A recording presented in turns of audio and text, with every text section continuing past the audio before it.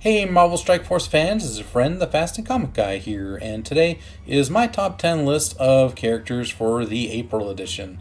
And this list is going to be more of a mid-game player type of thing, because most of the time I see these top 10 lists on YouTube, and they are from people that are more on the end game criteria. So these are people that are doing like Ultima 7 raids. They're in like the top 5 bracket for their arena area. So my situation, and like many other people, is a lot different. So for example, my alliance that we're in, we generally get about 100% most of the time in Ultimus 6 raids. We are currently doing around 40% in the Greek raids on the maximum difficulty. And me, I tend to get in the top 10 to top 20 for my arena rank. So yeah, this is basically a lot. This is going to be a lot different list than you would expect from a person on an end game scale. And these are characters that I will be utilizing the most currently in the situation that I am in. Alright, so these are the 10 characters that I am going to be talking about today. I will start with the basically number 10 and work my way up. So as you can see right now, they're actually not in any order, simply because of their power that they have.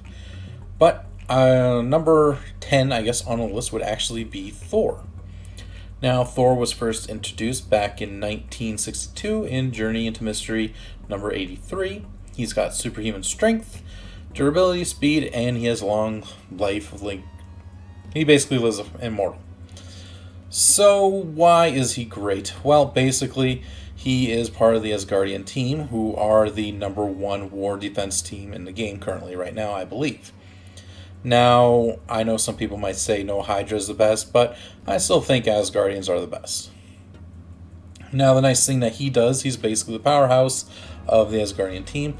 When you are going against them, you want to either kill him or Hela first. Most people prefer to kill him first. Cool thing about him is when you are attacking other characters on the Asgardian team, he gets charges, and once it gets to a certain amount, he will do a big AoE, which will screw up your entire attack team and hurt you quite a bit. So that's what's great about him. Next on the list is actually going to be Loki. Now again, Loki was introduced back in 1962 in Journey to Mystery number 85. He's got all the basic same abilities as Thor, superhuman strength and whatnot, durability, lives forever, and he's a master manipulation and deceit. Now, why is he a little bit higher than Thor? Well, that is because I'm using him in other aspects of the game, like the challenges. Now, I want to actually get him up to gear 14 eventually, so I can take him to Dark Dimensions 3. But what I really like about him is that basically, when your allies get below like 50% health, he will put the stealth on them, which makes it so when you're focusing down a character, then he will put stealth on them and you will be screwed over, and because that person will probably get healed up again and you'll have to start all over again. That is with his God of Mischief. And actually, I think that is with just the that is just with the Asgardian characters. So another good ability that he has is mind control. Basically what he does is you pick a character, he will mind control 2 people when it's maxed out to attack him. So when done right, this ability can actually do a lot of damage right off the bat. So yeah, that is why Loki is number 9 on the list. And after him we have Minerva. So why is Minerva here still? Well, she is, besides being very, very beautiful, she doesn't need any of her T4 abilities upgraded. That is how awesome she is. Now, right now I have her at gear 14 because I do plan on bringing her into Dark Dimensions 3 once I got 5 characters up to tier 14. She is a needed character to do Dark Dimensions 2. Basically, if you don't have her at gear, if you don't do Dark Dimensions 2 without her, it is going to be so much harder. So like the second you unlock her at 2 stars, don't worry about it just being 2 stars, just get her to gear 13, and that will make Dark Dimensions 2 that much easier. Now, cool thing, she is actually a doctor. She was introduced back in 1977 in Captain Marvel number 50. She is a gifted geneticist. She has superhuman strength, speed, reflexes, stamina, and durability. So she also has master intuition. But yeah, I did not actually know that she was because when I saw her in here, I see her with a gun. She didn't really present herself in the movie as a physician of any kind. She was just a sniper, basically, and I always thought it was a little bit weird that she ended up being the best healer in the game. So yeah, good on her for being the best healer. So next on the list we got Venom. Now, Venom had his first appearance back in 1988 in Amazing Spider-Man number 300. That was his first full appearance. He actually had a really good, like a solid cameo appearance in the issue before, 299, where he was on the very last page. He was basically in a window, and it was like a silhouette. And basically, he just had, with the symbiote, he's got enhanced abilities. Like, to very, very dumb it down. Fun fact though, Deadpool is actually the very first person the symbiote actually infected. It wasn't Peter Parker. So, why is he on the list? Well, because I am using him in my Ultimate 6 raid from start to finish. I can just put it on auto when he is paired with Symbiote Spider-Man and Carnage. So I'm quite happy with that, and I do plan on getting him to gear 14 to bring him into Dark Dimensions 3. And next on the list is our good friend Carnage. Now, his first full appearance was back in The Amazing Spider-Man 361, back in 1992. He's got the same basic abilities as the Venom. And what makes him a little bit higher on the list? I like this Frenzied Fury. Basically, when a character gets below 25% health, it increases speed bar by all symbiote allies by 30% and heals for 10% of the character's max health. This is amazing. Like, actually, it was kind of funny. When I was going against an Asgardian team the other day, it was a much lower Asgardian team. I think I had like 50k on them, but what ended up happening was Loki did like a stealth right at the very end, right before he died, and Hela got stealthed, and everyone was dead except for Hela, and all that was left were Greg's. And for about, it almost timed out. I think I had about 10 seconds left before the stealth finally went away from Hela, and I was able to finish her off because all that was going on was Carnage and everyone else was just killing Greg's all over the place. So I guess that was one of the downsides to it. But yeah, basically when he kills a character, he gets a crazy huge speed buff, and he gives it to the rest of the Spider-Man team. So, like I said, in Ultimate 6, I'm going from start to finish just on auto. And again, this guy is going to be gear 14, and I plan on bringing him into Dark Dimensions 3 later on in the game. Alright, so next on the list is actually Symbiote Spider-Man. Now, he first had his first costume appearance was back in the Amazing Spider-Man 252, and the Spectacular Spider-Man 90, and Marvel Team Up 141. Like, he's basically had a lot of these things going on. So, same thing, basic, his abilities have all been just enhanced. So, why is he on the list again? Him and the other 3 symbiotes are amazing.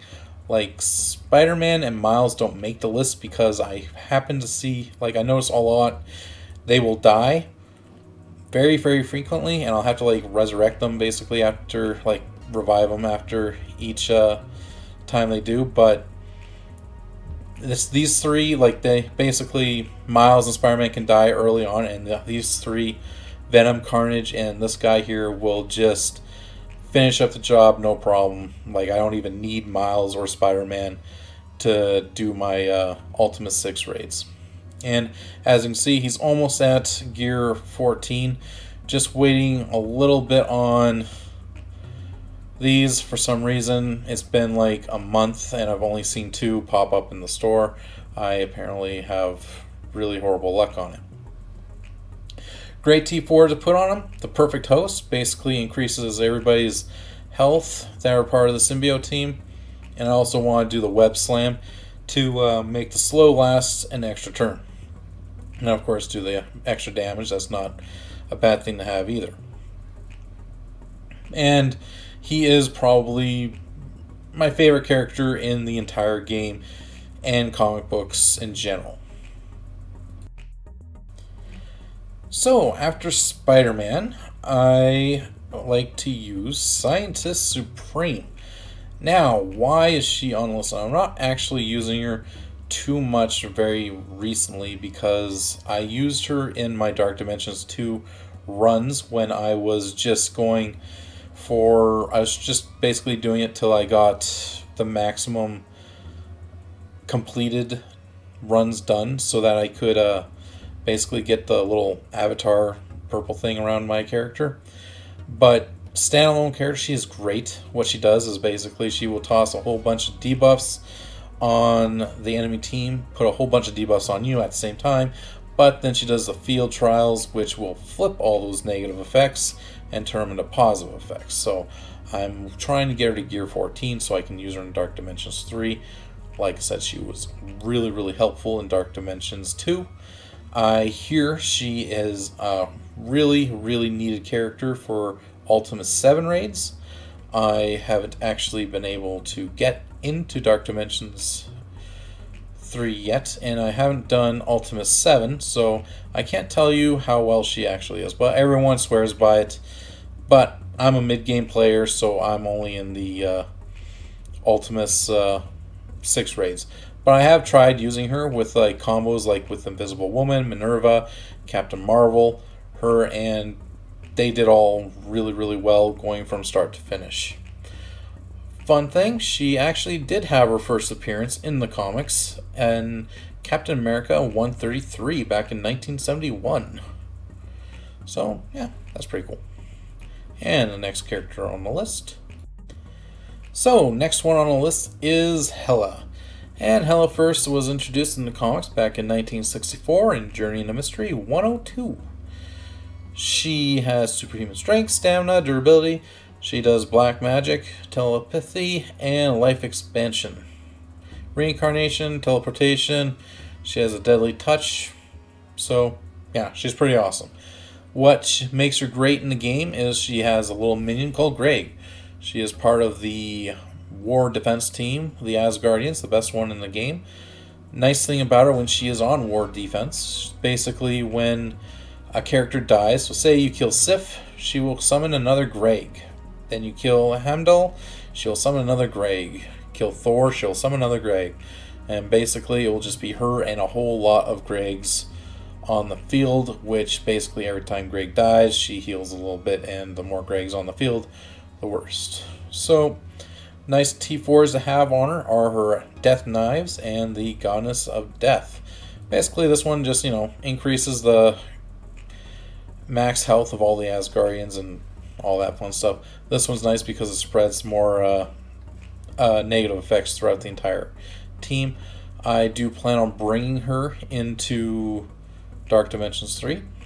And why she is really high on the list is because I'm using her also in the challenges. So basically with the ability challenge, I'm using her in there. I'm hoping that once these two are completed, it will be a little bit easier, but to get it to a 3-star.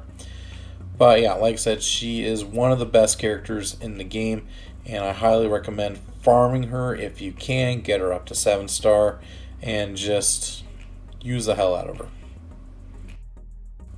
Alright, so who's going to be number 2 and who's going to be number 1? Is it going to be Phoenix or is it going to be Ultron?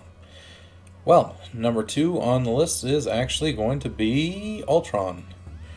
So, Ultron was first introduced in the comics back in 1968 in Avengers 54. That was a non-named cameo. But in the next issue, 55, he had a name. Now, he is an artificial intelligence with a genius level intellect. He has super robot strength, he is super fast, agile, and durability. He is capable of flight and has energy blasts.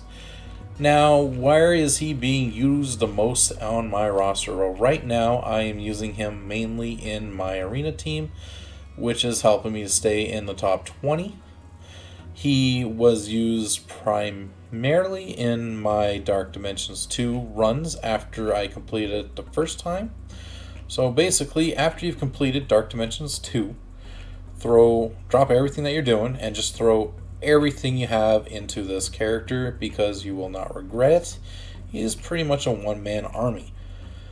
Once he summons his factory upgrades, so toss T4s and everything.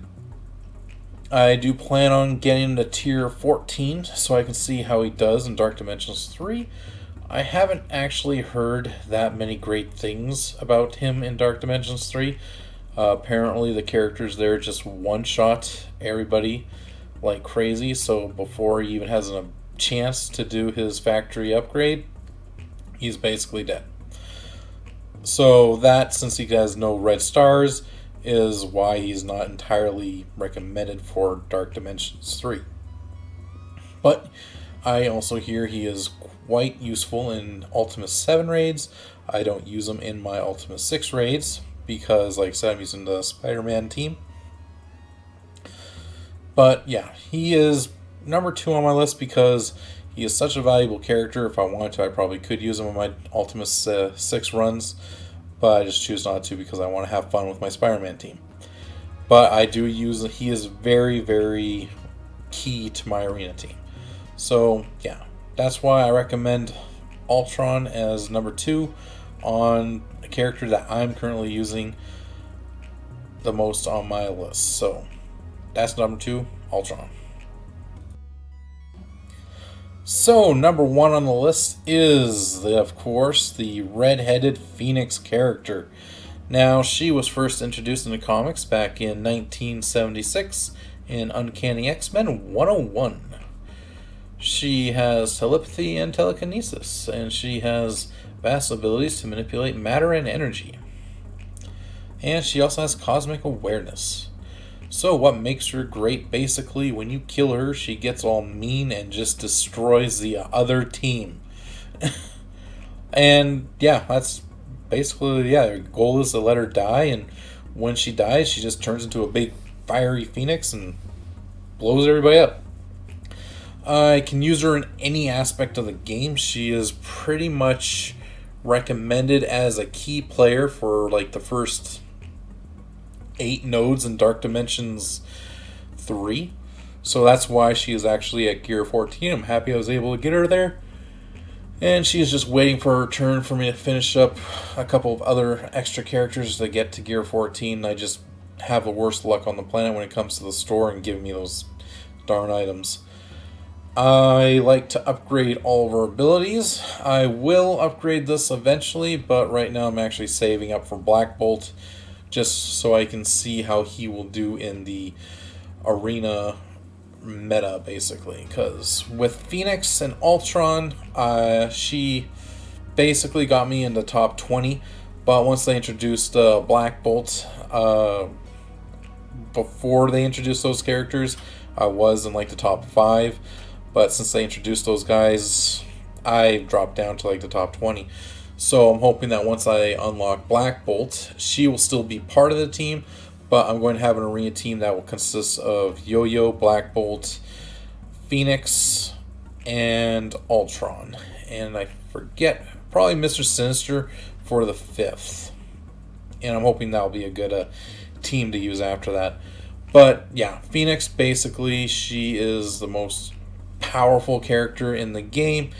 If you throw all your resources into her, you will not regret it. You can use her in any aspect of the game, and when you do, basically she will complete that task for you. The only downside to her is if you use her in a raid and she dies, or even in Dark Dimensions and she dies, if you want to continue using her, you will have to revive her, because even if she stays alive as a Dark Phoenix, she is dead afterwards. So That's basically the one and only downside to her, is that you just have to revive her between nodes. But yeah, that is basically my list of the top 10 characters. So before I go, I am basically just going to say which teams each of these characters kind of like go with, basically. Because like right now it's like looking at like, oh well, we have Minerva. Well, what does she go with, right? Well, Minerva is actually, her best team that she works with is called the BKT team, which stands for Best Kree Team. Now, one would think that would be her and a whole bunch of other Kree characters. But the other Kree characters are horrible, so that's kind of like a joke. So her team consists of Thanos, Star-Lord, Groot, Rocket, and yeah, her. That is the standard BKT team, and that is why she is on the list, is because I do still once in a while use that BKT team when I'm doing my Ultimate 6 raids. So people that are still in the mid-game area and they're not doing Ultimate 7 raids and they're doing Ultimate 6, she will definitely be a character that will be on their top 10 for characters to utilize to progress more in the game and get basically just to be more progressive. Now we got Spider-Man, Carnage, and Venom. Well, they're part of the Spider-Verse team. And their counterparts that are not on the list are Spider-Man and Miles. Now, like I said, they're not that great. They die a lot, and when they do die, these three guys mop the floor up with whatever is left behind. And I don't mean like, basically Miles and Spider-Man can die at the very beginning, and these three will stay alive and finish it from the very beginning to end. Now with Hela, Loki, and Thor, they are part of the rest of the Asgardian teams, are Sif and Heimdall. And again, they're mainly used in the war defense. They are the best war defense in the game, I say still. And basically, I do really enjoy using them a lot when I'm doing Blitz. A lot of times I will actually use energy and just keep attacking with them just because they are a fun team to play with. Phoenix is part of the X-Men team. So basically with her, you have her paired up with Colossus, Wolverine, Storm, Psylocke, and Cyclops. Cyclops is newer, so originally you didn't have Cyclops in the team. So, but since they introduced Cyclops, you can now actually switch out. Some people like to switch out Storm, some people like to switch out Psylocke. I believe the majority of the people switch out Storm for Cyclops. I haven't actually been able to work on my Cyclops yet because I've been working on all these other characters, but I would like to try that out eventually. But for right now, I'm just using the good old-fashioned X-Men team, and the X-Men team is the best offense in the game, hands down, also, because, yeah, you can destroy anything. You can destroy even an Asgardian team that's on a war defense easily. Ultron, he's basically everywhere. Like, you can just toss him into any team, and he will just make that team that much better. A lot of people like to do something called a Tech Wing team for Ultimate 7, where it's basically him. There is Falcon, I believe there's also Scientist Supreme, Minerva, possibly Invisible Woman, and Shuri can be tossed in there. And I know that's more than 5 people, but basically it's him, Ultron with Falcon, and Scientist Supreme and Minerva. And then basically you can switch out Shuri or Invisible Woman. Although I think most people do Shuri. So, yeah. Oh, yeah. And I also almost forgot Scientist Supreme. Scientist Supreme is great. She is used with the AIM people. Most people use... Let's see here. When it comes to the AIM team, most people will obviously use Graviton, and you definitely need your AIM security. After that, most of the time people do AIM Assaulter and AIM Monstrosity. Some people like to swap out AIM Monstrosity for AIM Researcher just for the extra heals. I like both versions of the team. There's also another version of the team where you actually do have Ultron, where basically you kick out the Researcher or Monstrosity and put in Ultron, and that is a good team to use against Hydra or even the Asgardians. So yeah, that is my team for, that is what I like to, that's my top 10 list of characters that I'm currently using for like a mid-level player in the game right now. If you thought this was helpful, please hit subscribe on the left, and please hit the like button below, and check out one of the other videos on the right. Have yourself a good day, a good night, and a good morning. Peace.